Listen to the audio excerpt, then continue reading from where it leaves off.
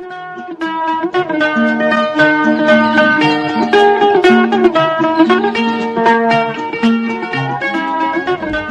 आदाब, hello friends. आपके साथ मैं हूं फराज और चैनल फिल्मी फराज है। यहाँ बातें फिल्मों की होती हैं।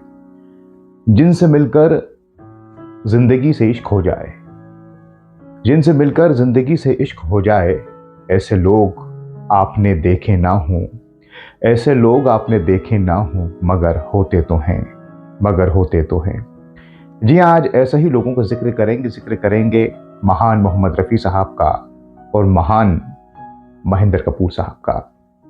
ये बात हम जानते हैं कि महेंद्र कपूर साहब जो रफ़ी साहब के शिष्य रहे, और महेंद्र कपूर साहब, ऐसा उनके बारे में कहने में बड़ी खुशी होती है कि रफ़ी साहब के रहते ही उनके जो शागिर्द रहे महेंद्र कपूर, वो एक बड़े प्लेबैक सिंगर बन गए। ऐसा बहुत कम होता है दोस्तों। शेदाई थे महेंद्र कपूर साहब रफ़ी साहब के। हम इस पर वीडियो बनाते रहते हैं और किस तरह से फिर उनके दोस्त के ज़रिए रफ़ी साहब के घर पहुँचे, और जब रफ़ी साहब ने उन्हें अपना शागिर्द बनाया तो समझ गए रफ़ी साहब की महेंद्र बहुत आगे जाने वाला है। और वहीं से फिर हारमोनियम संभाल लिया महेंद्र कपूर साहब ने, और रफ़ी साहब की रिकॉर्डिंग्स में जाया करते थे, उनके साथ जाया करते थे और सीखते थे। और उसके बाद फिर कंपटीशन हुआ, उसके बाद फिर गाने उनके आते चले गए, चाहे वो सोनी महिवाल हो, फिर नवरंग हो, फिर उसके बाद बी आर चोपड़ा साहब की फिल्म और कई फिल्में, अवार्ड, चलो एक बार फिर से, ये हम जानते हैं। और रफ़ी साहब अपना गा रहे थे। इनका बड़ा मधुर रिश्ता रहा, मोहम्मद रफ़ी साहब और महेंद्र कपूर साहब का, इज्जत वाला। और दोनों की शख्सियतें भी एक सी हैं। रफ़ी साहब के चेहरे पर भी मुस्कुराहट और महेंद्र कपूर साहब के चेहरे पर भी मुस्कुराहट हमें नजर आती है। बहरहाल, आज मैं आपको बताऊंगा कि महेंद्र कपूर साहब कितनी इज्जत करते थे रफ़ी साहब की, कि हम अंदाजा भी दोस्तों नहीं लगा सकते। ये जो बात मैं आपको बता रहा हूं कि लोग करते हैं इज्जत, लेकिन इस हद तक ये अद्भुत है। आंसू का हमारे गम न करो, वो बह चलो एक बार फिर से अजनबी।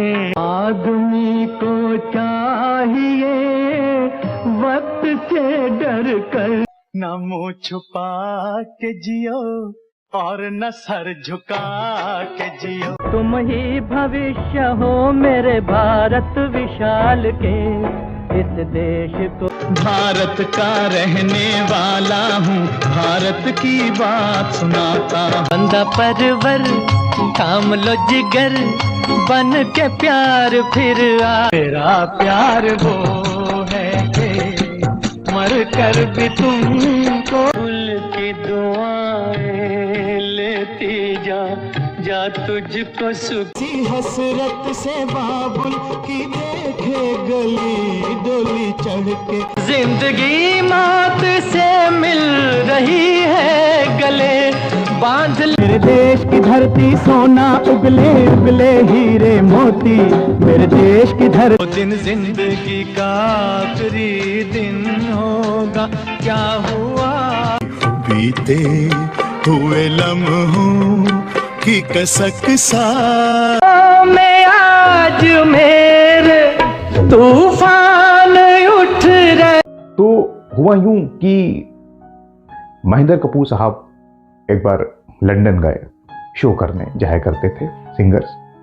और ये हम जानते हैं कि रफ़ी साहब के बच्चे ज़्यादातर, रफ़ी साहब ने सबको लंदन भेज दिया था पढ़ने के लिए, फिर वहीं सेटल कर दिया था। और रफ़ी साहब भी जाया करते थे लंदन अक्सर। ये हम बहुत अच्छे से इस बात से वाकिफ़ हैं। अब जब महेंद्र कपूर साहब का शो था लंदन में, तो रफ़ी साहब के दो बेटे, उनके बेटे वहाँ रहा करते थे, सईद हो, खालिद हो। तो वो महेंद्र कपूर साहब के शो में गए कि महेंद्र अंकल का प्रोग्राम है तो उसमें हमें जाना चाहिए। वो लोग गए और शो में जाकर बैठ गए और शो स्टार्ट हुआ। जिस तरह से चल रहा है, महेंद्र कपूर साहब के गीत हम जानते हैं किस तरह के हैं। फिर रफ़ी साहब के बेटों ने सोचा कि महेंद्र अंकल से मिला जाए, हम आए हैं। तो बीच में इंटरवल होता है प्रोग्राम में और ग्रीन रूम होता है, वहाँ लोग बैठते हैं। रफ़ी साहब के बेटे चले गए ऑर्गेनाइजर्स के पास। लाजमी सी बात है, उन्हें जानते थे ऑर्गेनाइजर्स। रफ़ी साहब के बेटे और लंदन में रह रहे थे इतने सालों से कि हमें महेंद्र साहब से मिलना है। ये अर्जी पहुंचा दी ऑर्गेनाइजर्स ने महेंद्र कपूर साहब तक कि साहब आपसे दो लोग मिलना चाहते हैं। महेंद्र कपूर साहब भी बड़े मिलनसार, कहने लगा हाँ बिल्कुल। और जब महेंद्र कपूर जी ने रफ़ी साहब के बेटों को देखा तो उनके चेहरे पर जो खुशी आई, जो रौनक आई दोस्तों, वो बयान नहीं की जा सकती। सीने से लगा लिया दोनों बेटों को और कहा कि अरे आप दोनों मेरे गुरु के बेटे, रफ़ी साहब के बेटे, मेरे उस्ताद के बेटे। और महेंद्र कपूर साहब ये सोच रहे कि मैं क्या करूं और क्या ना करूं, तो उन्होंने एक फैसला लिया और ऑर्गेनाइजर से कहा कि भाई किसी तरह से कुछ बुके वगैरह और कुछ हार मंगवा दीजिए फूलों के। तो ऑर्गेनाइजर्स ने कहा कि क्या पता ऐसा क्यों महेंद्र कपूर साहब करवा रहे हैं। बहरहाल इंतजाम करवा दिया गया। और जब शो शुरू हुआ दोबारा, तो स्टेज पर जब महेंद्र कपूर साहब गए तो उन्होंने पब्लिक के सामने अनाउंस किया कि मैं बहुत खुश नसीब हूं कि आज मेरे गुरु, मेरे उस्ताद रफ़ी साहब के बेटे इस हॉल में मौजूद हैं और मैं उनको स्टेज पर बुलाना चाहता हूं। लिहाजा अब ये दोनों बेटों की समझ में नहीं आ रहा है कि क्या मामला है। खैर स्टेज पर गए, अंदाजा नहीं कि क्या होने वाला है। महेंद्र कपूर साहब ने उन्हें सीने से लगाया और सबको बताया कि ये रफ़ी साहब मेरे गुरु, सब जानते हैं, रफ़ी साहब को कौन नहीं जानता, उनके बेटे हैं। और दोस्तों बात तब बहुत आगे निकल गई जब महेंद्र कपूर साहब ने उन दोनों के, रफ़ी साहब के बेटों को पैर पढ़े। जी हाँ, उन्होंने उनके पैर पढ़े तो सब लोग देखकर दंग रह गए और खास करके रफ़ी साहब के बेटे, अजीब सा उन्हें महसूस हुआ कि ये अंकल क्या कर रहे हैं। और ये तो महेंद्र कपूर साहब का बड़प्पन है, ये कोई नहीं कर सकता, एक महान शिष्य ऐसा कर सकता है।